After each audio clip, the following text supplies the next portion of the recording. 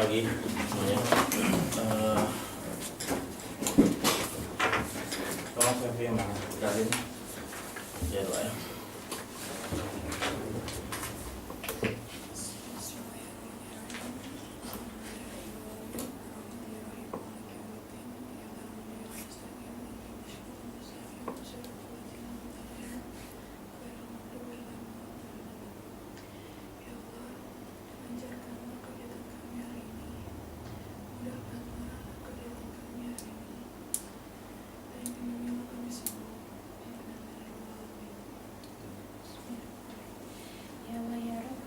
Di pagi hari ini kami dapat berkumpul di antara ini dalam keadaan sehat. Terima kasih ya Rob atas rezeki, atas rahmat, atas anugerah yang Engkau berikan untuk kami dan untuk kedua orang tua kami. Ya Allah ya Rob, berikanlah kami kemudahan dan kelancaran dalam menjalankan segala urusan kami, sehingga hidup kami berguna untuk tidak hanya untuk diri kami, tapi berguna juga untuk orang lain. Jauhkanlah kami dari segala mara bahaya dan jauhkanlah kami dari orang-orang yang ingin berbuat jahat kepada kami. Amin, amin ya Rabbal Alamin. Ya, selamat pagi semuanya kembali. Nggak terasa ya, ini sudah tanggal 9 ya. Ada beberapa tugas yang katakanlah kita mesti siapkan terkait dengan renewal. Jadi saya berharap teman-teman di bulan Desember ini jangan sampai ada yang jatuh sakit ya, supaya bisa menuntaskan tugas-tugas yang kita miliki sepanjang bulan Desember ini. Ya, jadi pagi ini saya tidak tahu apa yang saya mau coba sampaikan karena saya belum dapat tema. Oke, Us bisa bagi saya sebutkan sebuah kata tema apa yang mesti saya mesti sharing atau saya mesti explore. Perjalanan. Oh, kata. Kalau saya lebih punya tema, satu tema. Semangat. Oke. Jadi dua kata ya. Sekarang tanggal 9 2013. Jadi ada satu perjalanan, dua semangat, tiga tadi pagi saya minta untuk wawancara, tapi saya suara saya diserak takutnya kayak ini minta negosiasi, tip negosiasi ya. Oke. Satu, mengenai perjalanan ini kan bisa berbagai macam bentuk ya, berbagai macam bentuk, perjalanan singkat maupun yang panjang ya. Perjalanan singkat yang kita lakukan misalnya dari rumah ke kantor ataupun dari kantor ke rumah. Perjalanan singkat yang lebih panjang lagi, misal perjalanan kita pada waktu kita sekolah di SD 6 tahun, SMP 3 tahun, SMA 3 tahun, nah kuliah mungkin 3, 4, 5 tahun. Itu perjalanan singkat yang kita lalui ya. Perjalanan singkat lagi yang lain yang kita ketahui, misalnya JB, kursus kecantikan ya, perjalanan singkat atau kursus apapun itu perjalanan singkat yang kita mesti lalui. Tetapi ada perjalanan panjang ya, perjalanan panjang yang kita miliki saat ini, katakanlah perjalanan kehidupan itu sendiri ya, perjalanan kehidupan itu sendiri ya, yang kita tidak tahu sampai kapan akan berakhir. Perjalanan panjang lagi yang kedua yang saya lihat adalah perjalanan panjang pernikahan ya, perkawinan. Itu perjalanan panjang ya. Apalagi perjalanan panjang pekerjaan ya. Jadi saya perjalanan panjang kita ini adalah kehidupan itu sendiri, pernikahan, pekerjaan. Ya, betul. Atau ada perjalanan panjang lain yang kalian tak ketahui? Jadi ada nggak perjalanan panjang yang kita bisa lalui ataupun akan lalui atau sudah kita lalui dan saat ini masih berada di dalam perjalanan itu? Ada nggak? Perjalanan singkat, misalnya Erwin mau ke Batu Ampat atau Raja Ampat? Raja Ampat, ya Raja Ampat, perjalanan singkat seminggu. Ya, seminggu untuk pleasure, untuk tamasya atau untuk apapun ya, kita akan lalui itu ya. Saya perjalanan singkat saya kemarin di Bangkok, perjalanan singkat kita pada tahun lalu ke Singapura ya. Perjalanan singkat kita nanti tahun depan mungkin mau ke Belitung ya. Perjalanan singkat maupun panjang, tapi semuanya akan berada di dalam perjalanan panjang kita yang namanya hidup ya. Ya, ada perjalanan panjang singkat yang kita lalui, ada perjalanan panjang yang kita lalui gitu ya, ada perjalanan panjang lagi yang kita lalui gitu ya. Terus ya, ada apa lagi yang kalian ketahui? Terus,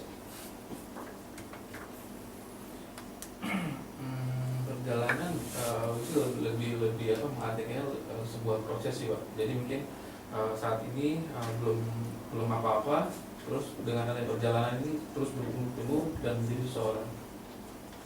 Ya, perjalanan panjang memerlukan sebuah proses tentunya pasti ya, dari yang katakanlah kita misalnya kita sekolah dari nol, kita tidak tahu mengetahui apapun ya, diajarin oleh guru di sekolah dan akhirnya kita mulai sedikit demi sedikit mengetahui ya. Coba ada yang belajar baca nggak di tempat lain selain di sekolah?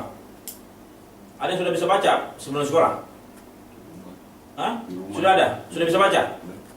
Benar? Iya. Sudah bisa baca, sudah bisa ngobrol segala macam di rumah? Iya. Oke. Tapi berapa banyak cinta kita yang bisa sudah bisa membaca ataupun sudah belajar di rumah sebelum di sekolah? Saya percaya hampir sebagian besar kita mengetahui A, B, C, D, E di sekolah. Menghitung pun juga sama di sekolah. Dan itu perjalanan panjang yang melalui proses juga ya usia. Yang katakanlah dari nol yang kita ketahui sampai kita memahami dan akhirnya sampai dengan expert.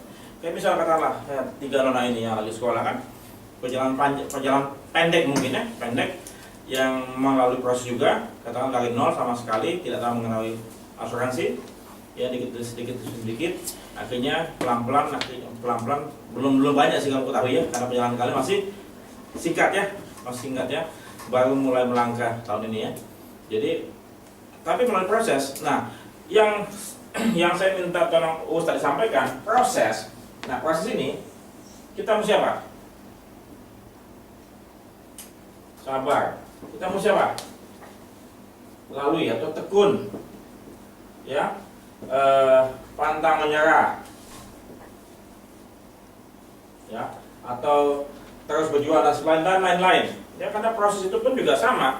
Kalian belajar membaca, apakah langsung bisa membaca? Tidak ya, belajar menghitung pun juga tidak bisa langsung menghitung. Coba sekarang saya tanya sama si Moni, 7 kali 7 berapa Moni? 49. Dulu waktu kita menghafal berapa? Susah nggak waktu dulu? Kayaknya susah banget. Debbie, 8 kali 8 cek. Cek. Oh, 7 kali 8 cek. Sama sudah dimiliki. Hah? 56 ya. Ibe, ya 6 kali 5 30. Oh, lagi awal 30. Dulu waktu kita menghafal 1 kali 1 sampai 10 kali 10, susah nggak? Susah setengah mati. Habis itu kalau pada waktu itu pernah nggak kita mau menyerah? Pernah nggak? Ya, pernah kan? Saya percaya kita semua pernah mau menyerah pada waktu disuruh menghafal. Ya, saya tidak tahu kalian menghafalnya 1 kali 1 sampai 10 kali 10 usia berapa? Kelas berapa? Kelas berapa? Debbie? Anak kasih kelas 3 ya. Kamu? Lupa? Ya lupa, sekitar segitulah. Kelas 3. Kali-kali Lupa? Saya masih ingat kelas 3 SD. Kelas 3. Saya kelas 3 waktu SD. Kenapa? Saya masih ingat pada waktu itu si guru saya, Pak Ian dari Flores, kita tidak bisa menghafal, ya, kita disuruh berlutut, berjalan kaki keliling kelas. Ya. Pada suatu ketika juga dia punya ajaran yang cukup hebat. Kita duduk di tembok, menghadap tembok sambil berlutut, habis itu ngapain? Jidotin kepala. Sekarang udah nggak boleh. Ya dulu. Sempat juga pada waktu itu dia punya, ini kita dikasih pensil, habis itu jabat tangan sama dia. Itu ya, sampai sejauh itu. Oke, kalian masih ingat gak kata apa yang kalian pertama kali tuliskan di dalam buku kalian? Apa? Ini Budi. Ini Budi dulu. Ini Budi. Nama. Kamu? Saya pertama kali disuruh menulis kata apa? Sendal. Tahun 74. Sendal. Wah, setengah mati ya. Kayaknya sulit banget. Tetapi karena kita tekun, ya, kita sabar, kita mesti melalui, kita coba pantang menyerah segala macam. Akhirnya kita bisa melaluinya dengan sukses. Ya, kita bisa menghafal, kita bisa membaca dan menulis segala macam ya. Nah, sekarang perjalanan-perjalanan singkat yang katakanlah kita lalui, mungkin dari kalian semua ada perjalanan yang katakanlah tanda petik nih perjalanan yang sebetulnya tidak kita inginkan. Ada nggak? Coba. Ada nggak? Dari perjalanan yang kalian lakukan, ada nggak yang tidak kita inginkan? Ada nggak? Coba apa? Pernikahan. Enggak. Pengalaman apa, berorganisasi. Kamu tidak inginkan? Ada yang saya tidak inginkan. Kenapa? Karena ditunjuk, kamu tunjuk. Gimana? Ditunjuk. Tunjuk. Nah, Lantas, apa yang kamu dapatkan di situ? hanya lelah aja Pak. Udah lah, nggak dapat manfaat apa-apa. Nggak bermanfaat. Waduh, berarti sayang sekali kamu nggak menikmati ya. Yang nggak menikmati waktu itu mungkin masih sekolah ya. Iya. Oke, Karina, perjalanan apa yang sesungguhnya ada yang tidak kamu inginkan? Ada nggak? Paling itu sih Pak, kalau misalkan pengennya berhasil atau belum sampai berhasil kan. Iya, perjalanan macam apa yang sesungguhnya kamu tidak inginkan untuk kamu lalui, untuk kamu lewati? Ada nggak? Soal tadi Mas Aryo dibilang perjalanan organisasi di sekolah, dia ditunjuk untuk jadi pengurus tapi nggak menikmati dan tidak bisa mendapatkan sebuah manfaat di situ. Apa? Ibe, perjalanan pernikahan. Hah? Punya anak kedua. Jadi pengurus RT kali Pak. Kamu tidak suka? Enggak sih Pak. Emang tidak ada pilihan untuk menolak? Dulu kalau kelihatannya banyak yang protes langsung ditunjuk Pak. Oh gitu. Jadi kamu tunjuk, Ditunjuk. tunjuk. Dan kamu menikmati nggak? Sebenarnya sih enggak sih Pak. Dapat manfaat nggak di situ? Sebenarnya dapat manfaat, jadi kita lebih mengenal tetangga-tetangga. Tapi karena waktu jadi nggak bisa sih. Oke, bisa nggak sebuah perjalanan yang katakanlah kita tidak inginkan kita tolak? Bisa nggak? Bisa nggak kita tolak? Sesungguhnya bisa, betul ya? Bisa kita tolak dengan permohonan maaf, dengan segala hormat, kita bisa tidak menerima, betul ya? Dan akhirnya kita menerima kenapa? Karena mungkin itu keputusan kita tidak enak hati, kita tidak nyaman untuk mengatakan tidak dan segala macam. Tetapi saya percaya perjalanan apapun itu, betapapun singkatnya, saya percaya kalau katakanlah kita lakukan dengan baik, dengan ikhlas, tulus, saya percaya manfaatnya akan kita peroleh juga. Saya percaya itu. Ya, oke. Tetapi kemudian semestinya semua perjalanan yang kita lalui, baik itu pendek ataupun panjang, mestinya kita lalui dengan apa? Dengan sukses. Kuncinya kata sukses apa? Sukses adalah tadi proses. Ya, kita mau sukses, kita lalui proses. Oke. Kemudian semangat nih. Kita sertakan lagi dengan perjalanan. Ya, cocok ya, perjalanan semangat. Apa yang kalian ingin ketahui mengenai semangat? Sebetulnya semangat itu ada di mana? Bisa dibeli di mana semangat itu? Bisa dibeli di mana? Di toko buku atau di toko kaset atau di tempat motivasi yang mengajarkan semangat. Kemudian setelah kita ikut seminar semangat, kemudian kita bersemangat membara kayak manusia api, kemudian kita punya kepala mengebul-ngebul, kemudian kita bersemangat terus-menerus gitu. Ya, tapi setelah seminggu semangatnya langsung Coba, saya mau tanya pada kalian semua ya, di dalam hati kalian coba masing-masing.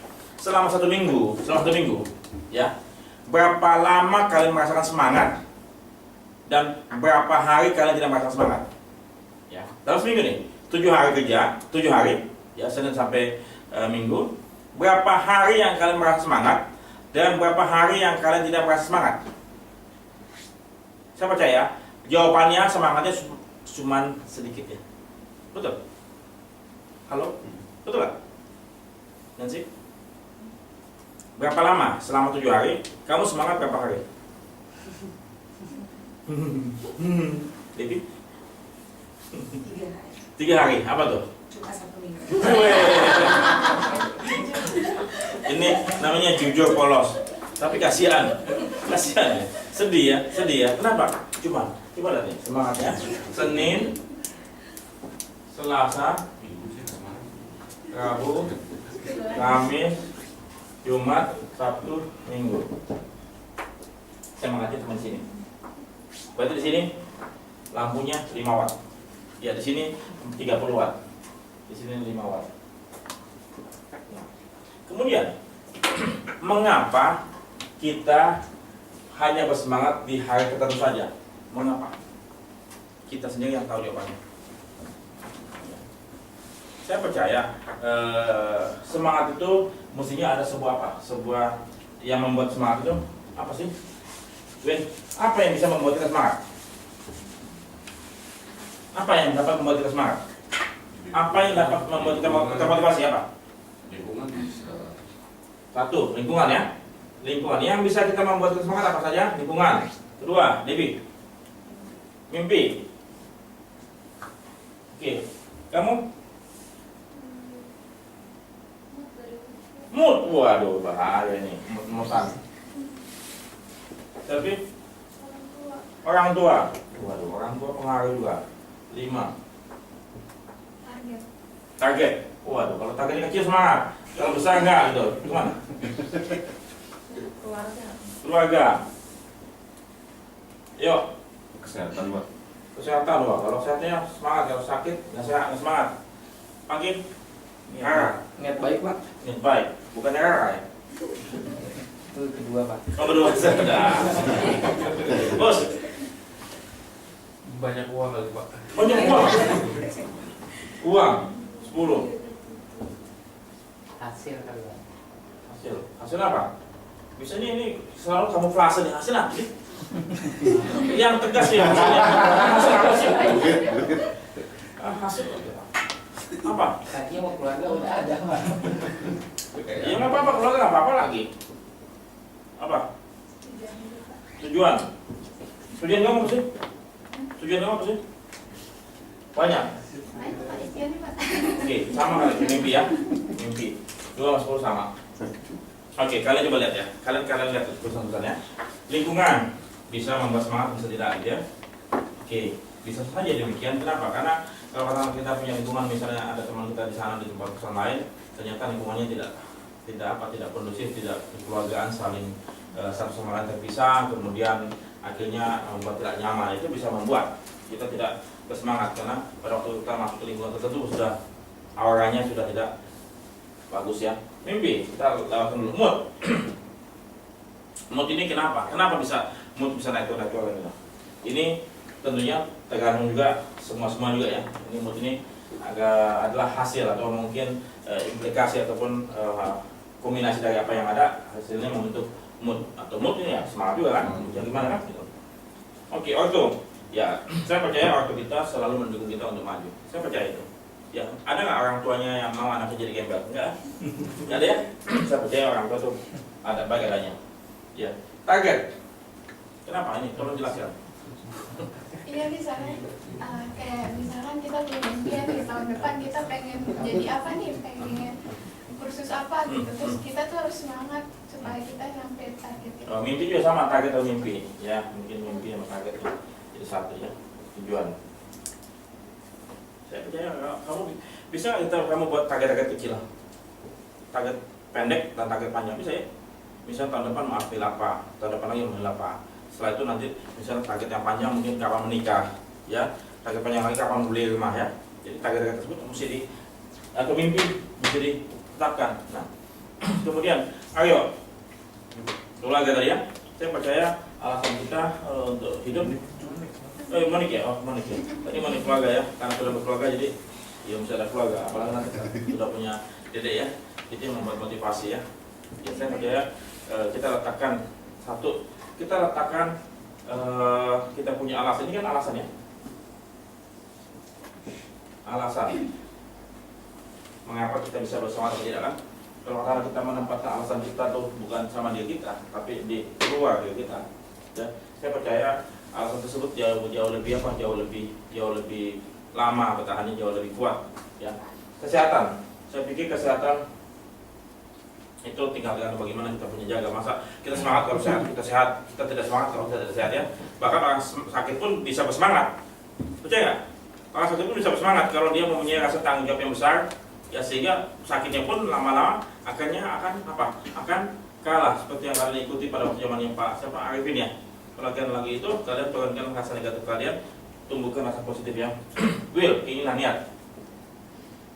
Ini juga kamuflase nih, niat apa niat-niat? Niat baik. Niat baik, ya maksudnya niat baik apa niat baik itu? Niat untuk yang membantu orang atau apapun untuk ya kayak Tujuan lah, ini bisa juga berbagi lah Pak. tujuan baik ya. Ya. Uang. Serambi sebagian besar saat ini karyawan tujuannya untuk bekerja adalah uang. Buktinya kenapa? Kalian bisa lihat bukti nggak? Demo buruh, ya.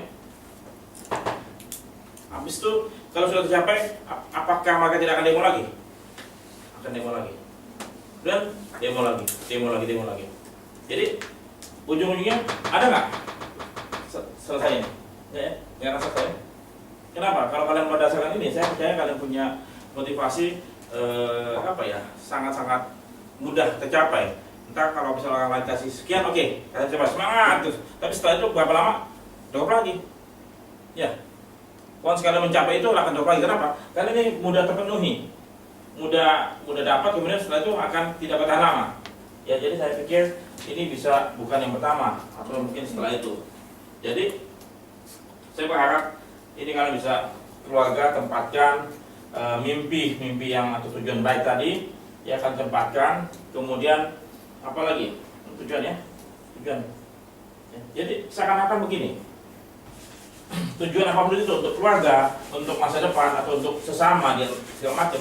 Jadi saya percaya kalau katakanlah semangat itu kita gantungkan di sini, ya sebagai bintang-bintang kita, ya itu akhirnya apa? Akan membuat kita menarik kita ke sana gitu. Ya. Jadi kalian bisa bikinkan tujuan jangka pendek dan tujuan jangka panjang. Tujuan jangka pendek yang setahun sampai 3 tahun, jangka panjang di atas 3 tahun. Kalian kalau tidak punya tujuan, kalian semangat ya? Enggak ya. Besok mau apa? Ya sudah. Tapi kalau kalian coba ya, kalian lihat perhatikan baik-baik. Ada orang yang katakanlah tahun depan kita mau ke mana misalnya, mau ke Korea. Ya. Misalnya nih, sudah tersenyum kan? Sudah terbayang kan? Betul nggak? Sudah terbayang betapa indahnya kan Korea kan? Padahal baru di ngomong Korea kan gitu loh. Betul? Betul ya? Jadi tujuannya Korea, padahal senangnya, bahagianya. Ya. Jadi kalian coba gantungkan tujuan-tujuan kalian yang baik, yang indah, supaya kalian ingin mau menggapai ke sana gitu. Dengan banyaknya tujuan yang kalian inginkan, yang positif tentunya. Ya, saya percaya hidup ini akan terasa lebih bergairah, akan terasa lebih segar. Oke, negosiasi. Negosiasi tadi tanya kan, apa sih? Bagaimana sih melakukan negosiasi yang efektif? Nah, saya tanya sama Pangki yang belum lama ini. Pang, kamu jadi sama Rara tahun berapa? Pang? Tahun berapa jadi sama Rara? 2 tahun yang lalu, Pak. Bulan lama. Bagaimana kamu melakukan negosiasi dengan dia? Itu bukan negosiasi, Pak. Itu negosiasi loh, melemparkan komitmen atau menyatakan suatu perasaan, betul nggak? Itu negosiasi kan? Akhirnya apa? Diterima kan? Bukan negosiasi. Jadi itu apa? Kayaknya Rara jadi mati, Pak. Weh, kamu so tahu deh. Kata sama dia sih. Apa macam lagi kamu? Cocok banget. Gimana Pak? Ya, bisa dibilang sih cuma ngobrol-ngobrol doang. Kamu jadiannya kapan? Tanggal berapa? Bulan apa? Tahun berapa? 25 Juli, Pak. Tahun? 2011. Oke, 25 Juli 2012. Sebelum itu apa yang kamu lakukan dan apa yang dia lakukan? Ya komunikasi sih, Pak. Berapa lama sebelum itu? 4 bulan ya. Wah, cepat juga 4 bulan. Jadi negosiasi adalah komunikasi. Oke. Apa yang kamu komunikasikan? Apa yang kamu komunikasikan? Kalau ngidul udah, Pak. Oh, bisa jadi ya gitu. Ngolong ngidul. Habis itu dari ngolong ngidul tersebut apa yang kamu dapatkan? Intisari apa yang kamu dapatkan? Cocok. Cocok. Ya, sini lihat nih. Cocok. Kenapa bisa cocok? Karena ada apa ya? Ya perbandingan lah, Pak, menyampaikan pendapat. Ini pendapatnya dia begini, ini pendapatnya ini. Ya kalau misalnya ketemu titik temu ya jadi cocok. Itu nyambung ya. Mm-mm. Oke. Us, kamu sama Tias jadian kapan? Bongkar deh sekarang. Bongkar. Lupa tanggalnya. Dari Bali, Pak. Tahun berapa? 2011 juga sih. 2011 ya. Kemudian berapa lama kamu mengadakan pendekatan sama Tias dan akhirnya kamu mendapatkan perkataan yes? Sama di kantor pulang ke kantor. Tunggu loh, Saya tanya dia, jangan jawab dulu. 3 bulanan lah. Hah? Intinya sih 3 bulan Pak. 3 bulan. Jadi kamu sudah jadian sebelum dia berangkat ke sini? Belum. Hah? Belum. Jadi sebulan dia berangkat tuh baru komunikasi Pak. Intens. Iya. Intens. 3 bulan intens. Iya. Apa yang kamu omongin ke dia? Kamu janjikan masa depan? Oh belum segitu. Belum. Kamu janjikan apa kesetiaan? Enggak juga. Kamu janjikan apa? Lebih Pelukan hangat? bukan.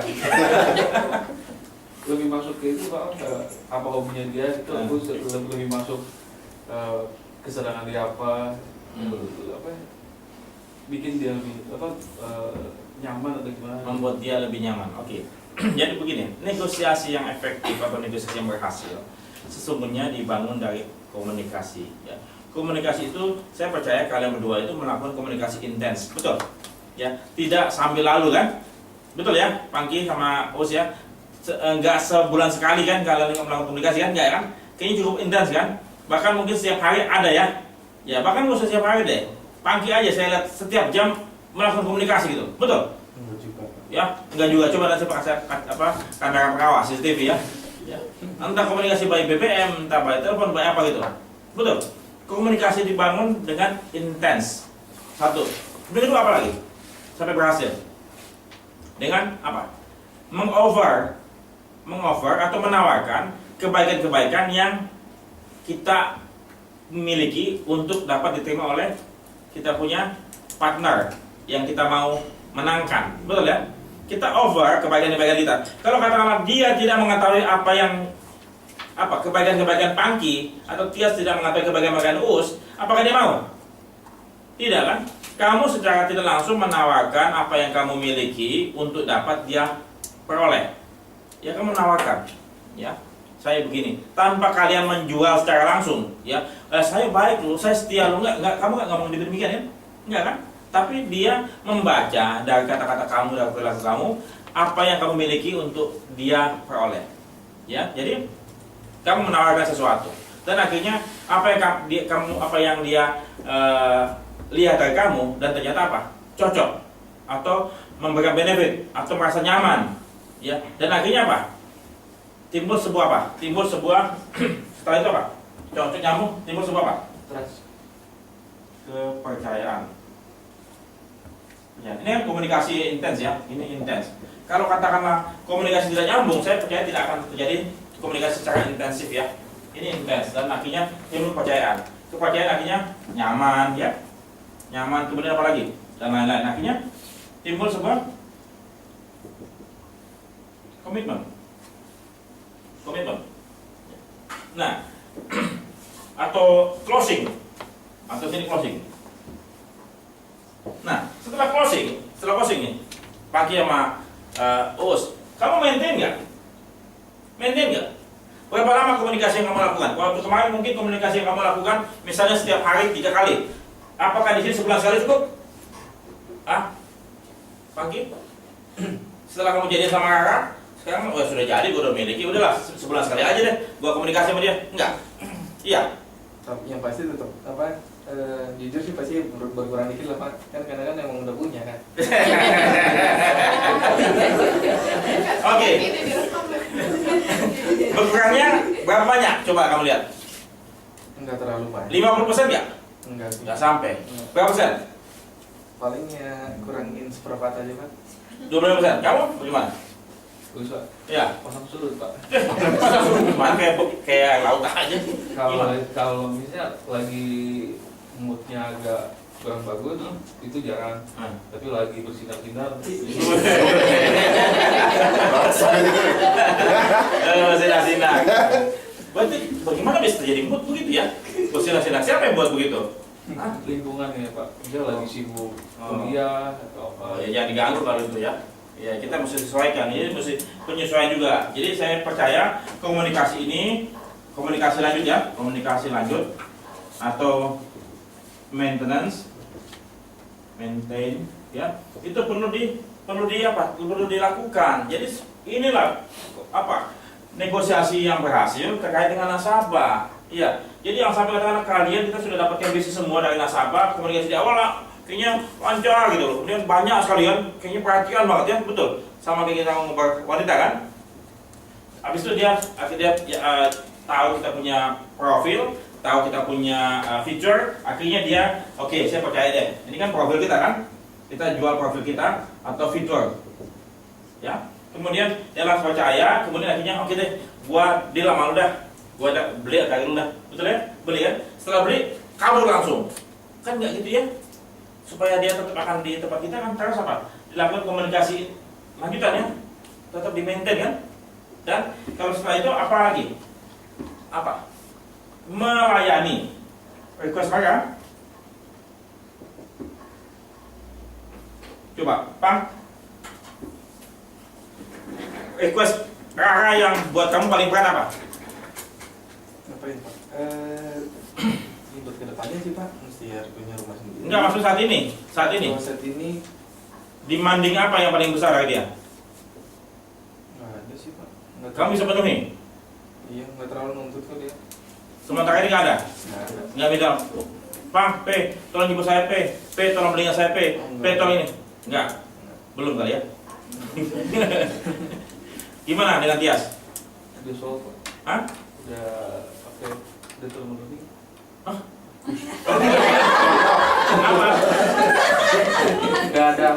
Nggak ada tuntutan apa sih, Pak?